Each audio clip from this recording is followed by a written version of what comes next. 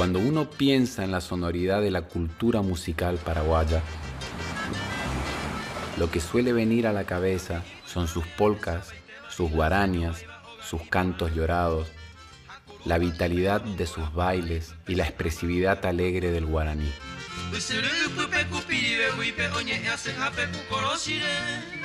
Sin embargo, lo que poca gente sabe es que aquí nació y se formó uno de los más grandes compositores de la guitarra clásica que haya existido. Su nombre era Agustín Barrios, pero él prefería que lo llamasen simplemente Mangoré.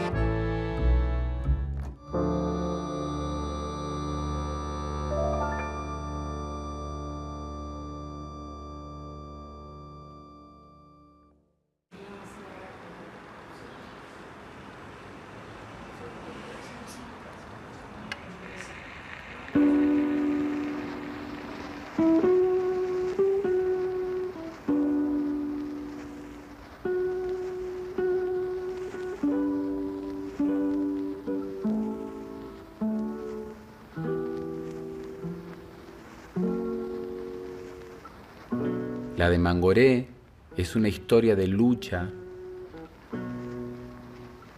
es la historia de alguien que tuvo que peregrinar por muchos sitios hasta que encontró finalmente el suyo. También es una historia de perseverancia, de una búsqueda casi desesperada, de un reconocimiento que inicialmente le fue esquivo aún en su propio país.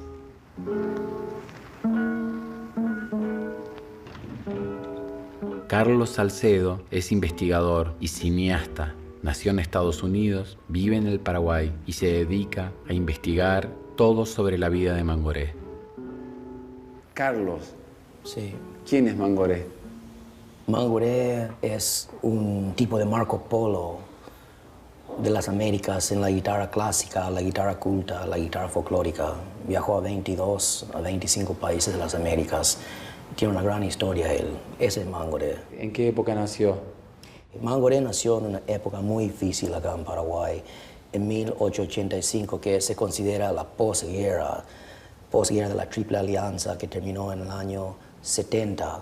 Y la familia de Agustín venían de Corrientes, y Agustín Barrios es de esa zona, un lugar remoto de otra época en un tiempo muy difícil posguerras. La familia de Agustín eran personas eruditos y tenían cultura y música en la casa. Entonces, de algún lado, Agustín vio a sus tíos ya y a su padre tocando, y él agarró eso y tenía facilidad. Y ahí es donde empezó a dedicar su vida a la música, Agustín. Bueno, él comenzó primero a dedicarse como un estudiante, tratando de ser un estudiante normal en el colegio aquí en Asunción. En algún momento, él probablemente decidió, basta ya de la educación, carrera normal, quiero ser bohemio artista, y dejó sus estudios. Él no terminó sus estudios. Y Agustín ya estaba componiendo como jovencito también, ya tenía ese talento él. ¿Cómo era el contexto en el cual él estaba acá y desde acá empezó a viajar a Buenos Aires, por ejemplo? Era muy controversial y muy difícil. A mí, pobrecito Agustín, me da lástima porque estuvo en un país que tenían revoluciones una vez por año. En 1904 subió los liberales y él era familia de Colorado. A ella le marcaron ya, a él y su familia. Y no había campo realmente para alguien de ese talento. Y él sabía que tenía que sacrificar su vida, relación con su familia, irse de su patria quizás para siempre, y se fue para siempre. Y en esas condiciones él se fue de aquí. Por última vez él volvió en 1924 a Paraguay, sabiendo que no había espacio para él aquí en los salones. El mismo intendente de Asunción parece que le dijo que era un orejero, que tocaba así de manera vulgar, que no era gran compositor. Le cerraron las puertas de los teatros importantes en Asunción. Se fue a la Plaza Uruguaya con sus amigos y organizó un evento y leyó su poema El Bohemio, donde él mismo predice su futuro, que se va a tener que ir lejos y Dios solo sabe en qué lejano puerto iré a encontrar mi tosca sepultura, es lo que dice la última frase del verso de Bohemio. Él tocó aquí, le fue muy mal, no se escuchaba nada del sonido, no funcionó la tarima, y a otros 20 metros está el ferrocarril. Entonces, donde él se fue de ahí, el ferrocarril. Él terminó su carrera acá en Paraguay en julio del 1925 y nunca más volvió.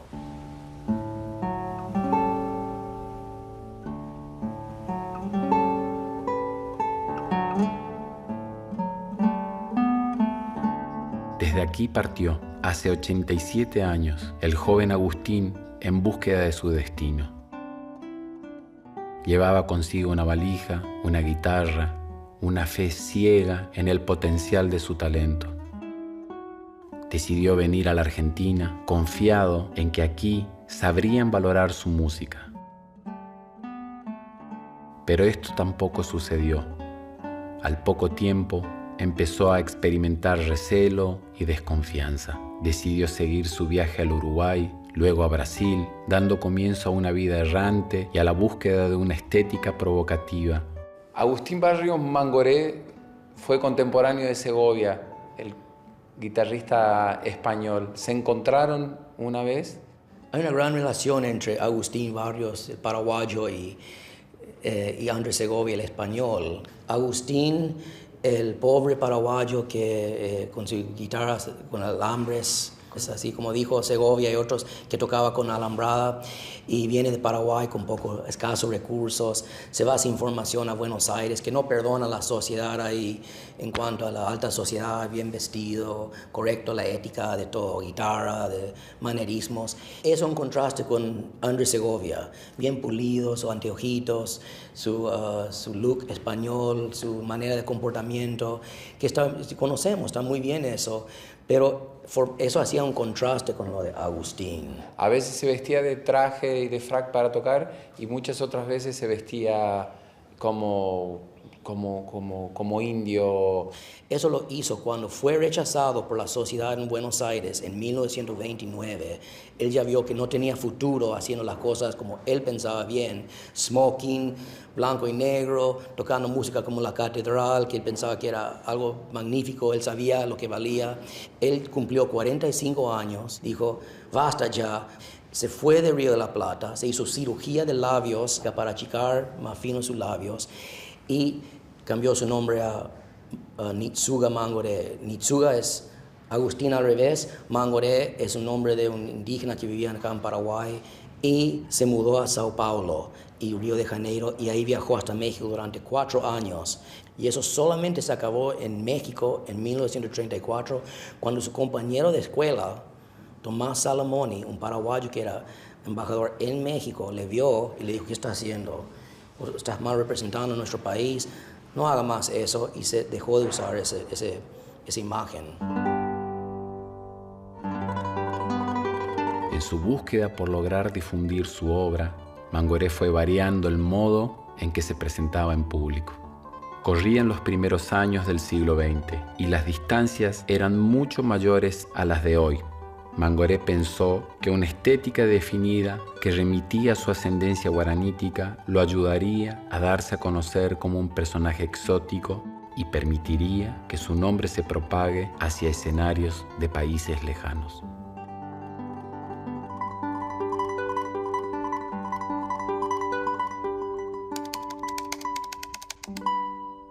A juzgar por la difusión actual de su obra, no se equivocaba.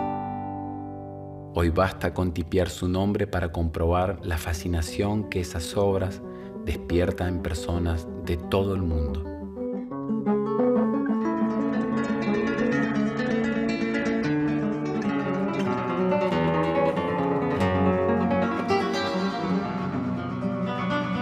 Así fue que finalmente Agustín Barrios logró reconocimiento en todo el mundo. Sin embargo, en Paraguay, su propio país, ese reconocimiento tardaría bastante más en llegar.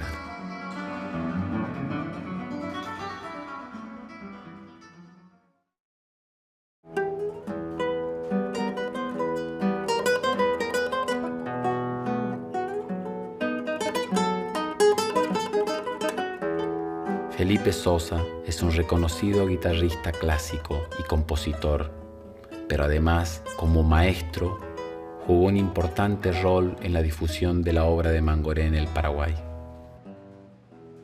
Usted me contaba que Barrio fue como, estuvo destinado a peregrinar y que no encontró mucha resonancia en su propio país con su música. Sí, eso es totalmente comprensible porque la guitarra prácticamente era un instrumento pueblerino, ¿verdad?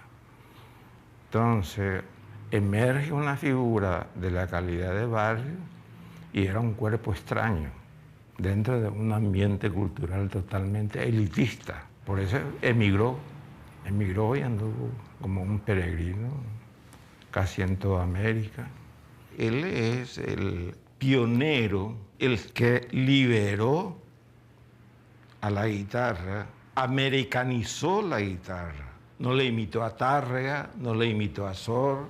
Sus composiciones, la mayoría, tienen un americanismo muy fuerte. Entonces, por eso yo lo considero un Simón Bolívar de la guitarra.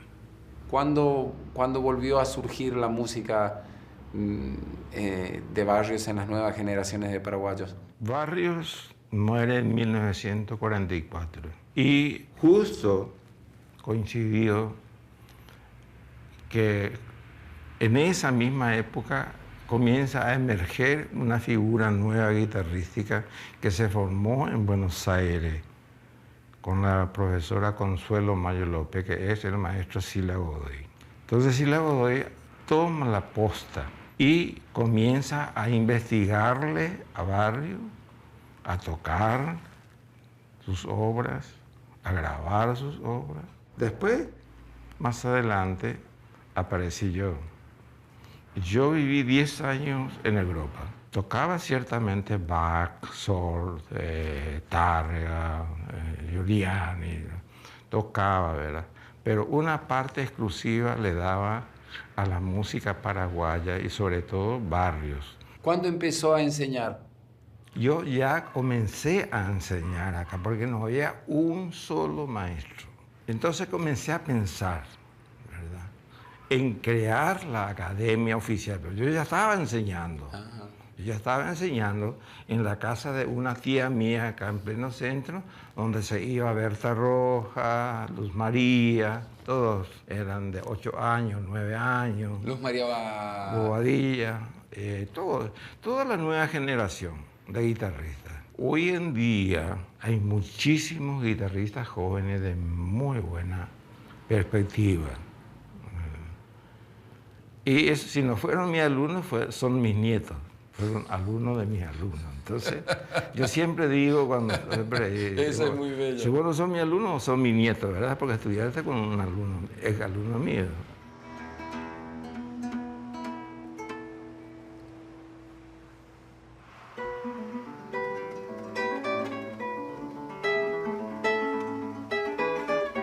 Julio tiene 15 años y es uno de los tantos nietos de Felipe. Él vive en Luque, una ciudad muy cercana a Asunción, a la que suelen llamar Ciudad de la Música, por la cantidad de músicos que han salido de allí. Todos los días viaja a Asunción y concurre al conservatorio, en donde perfecciona su repertorio de música clásica y particularmente el de Agustín Barrios, su gran referente. ¿Cuándo empezaste a tocar la guitarra?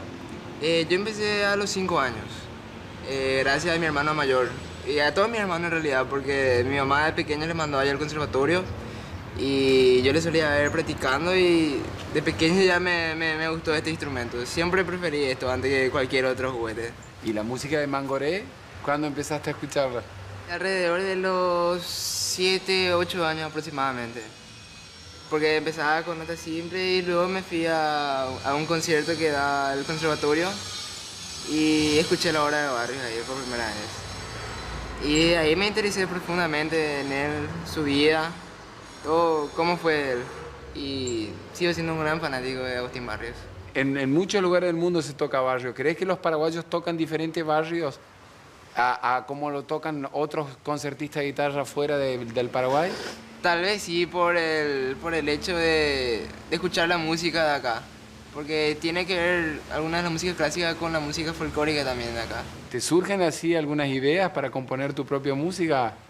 Es cuestión de tiempo nada más. Hice una pequeña obra, pero... cuando era pequeña hice una obra, pero era bastante simple. Eran 3, 4 acordes nada más. Igual con 3, 4 acordes se puede hacer mucho, te digo. Sí. Para esa época y mi edad ya era bastante lo que hice. Está buena la idea esa de querer componer un poco tu propia música, de buscar tu sonido, ¿no? Claro. ¿Quieres tocar algo de...? Voy a tocar el último trémolo. Dale. O también una limosna por el amor de Dios. Una limosna por el amor de Dios. ¿Conoces la historia de eso? ¿Cómo es la historia? Cuando Barrio vivía en El Salvador hacia el año 42 aproximadamente, siempre había una señora que mendigaba por los lugares tocando la puerta y siempre pedía una limosna por el amor de Dios.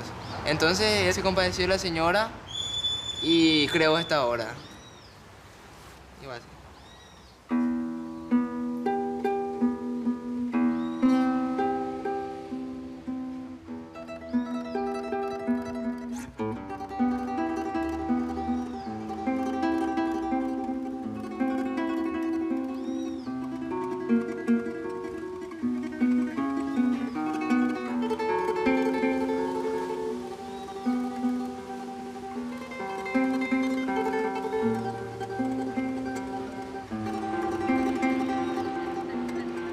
Escuchando esta bella música que Barrios compuso durante su estadía en El Salvador, uno no puede dejar de sentir que está viendo al Paraguay. Paraguay viajaba con Barrios, allí donde él fuera.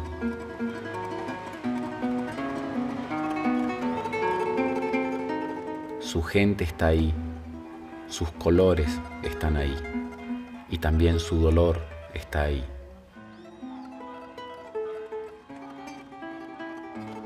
Este paraguayo, errante, tan resistido por los suyos, inventó un sonido propio donde no existía y se lo regaló a su querida y lejana patria.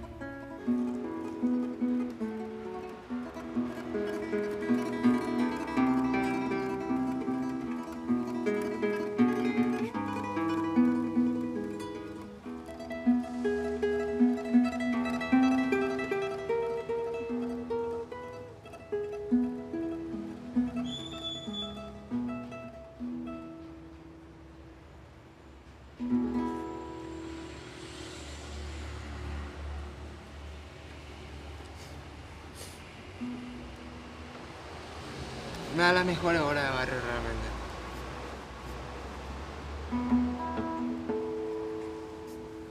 Lleva mucho estudio, por ejemplo, para tocar la catedral. Sí, realmente. Yo realmente la catedral la leí solo, se podría decir, pero nunca llegué a interpretarla correctamente. Luego fue con la ayuda de mi maestro. Y siempre me la tuve guardada porque es una de las más grandes obras de Barrio y tiene su dificultad realmente. Como un desafío para todos los guitarristas, ¿no? Así mismo.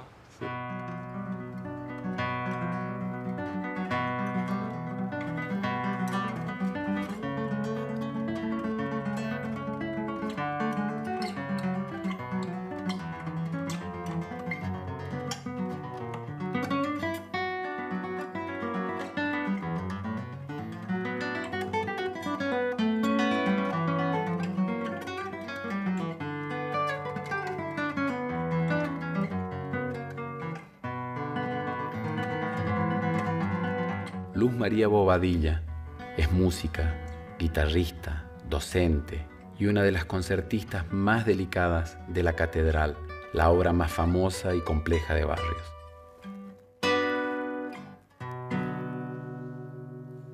Háblame de la estructura de la catedral, que se comenta que bueno, es como una de las obras más cumbres de las composiciones de Agustín Barrios. Bueno, originalmente la compuso en el Uruguay, ¿verdad? Con 2 movimientos, que es el andante y el allegro solemne. La compuso inspirada en una catedral, obviamente en una iglesia, se sienten las campanadas, ¿verdad? Del primer del primer movimiento del andante, ¿verdad? O hacerla cerrada. Cerrada tal vez le daría más efecto de catedral, ¿verdad? Resaltando. Dejando así un poco un eco, ¿verdad? Y el segundo movimiento que son las campanadas al vuelo, ¿verdad? Y todas las veces que se repiten hay una nota que uno debe ir resaltando. Y varios años después compone en La Habana, Cuba, el preludio que muchos decían que no pertenecía a la misma obra, ¿verdad? Pero sí la pertenece. ¿Por qué? Porque el leitmotiv, que es una corchea con puntillo, corchea, ¿verdad que?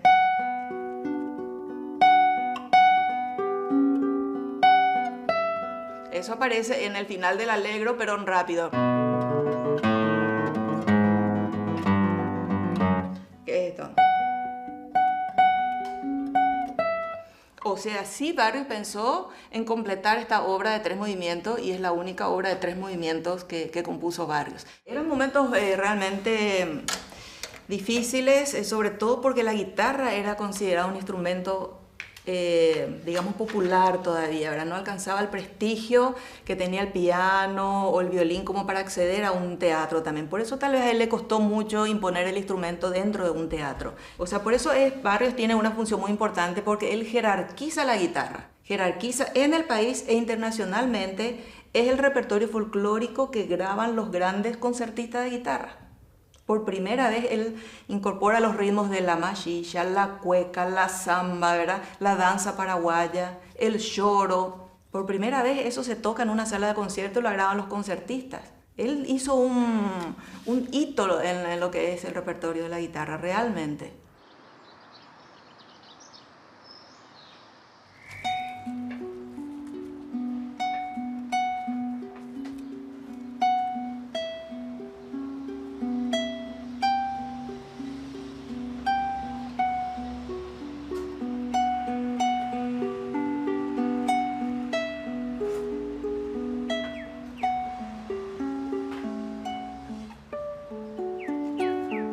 Andá nomás ya. Vos comés normal nomás ya.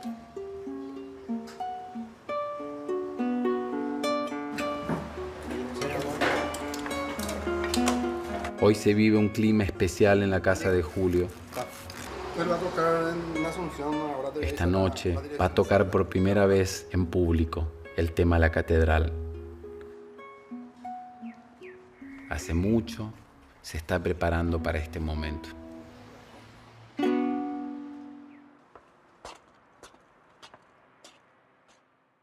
Está en el segundo curso de la media y tiene una beca de la Universidad Católica. Está en 6º curso de guitarra, se está recibiendo con sus primorosos 16 años. Fuerte el aplauso para Julio César Cristaldo. Bueno, la siguiente obra es una de las más grandes composiciones de Agustín Barrios, La Catedral.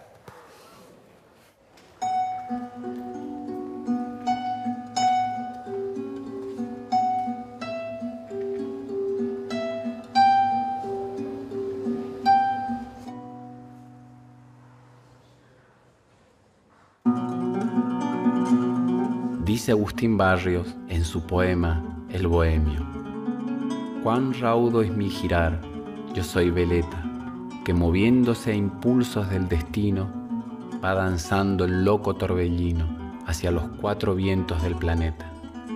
Llevo en mí el plasma de una vida inquieta, y en mi vagar incierto, peregrino, el arte va alumbrando mi camino, cual si fuera un fantástico cometa. Si viviera Agustín Barrios Mangoré, hoy vería que aquellos tiempos oscuros trajeron esta luz inmensa que no deja de alumbrar.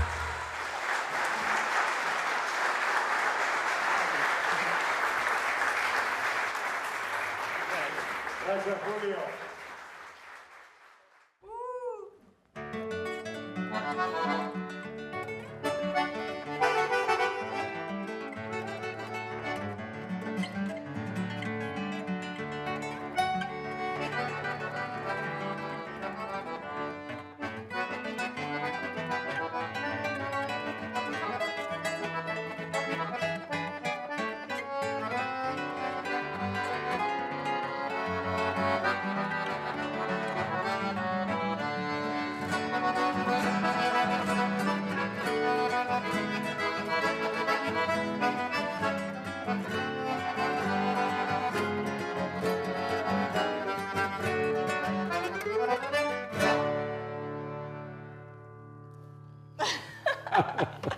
El gran Agustín Barrios.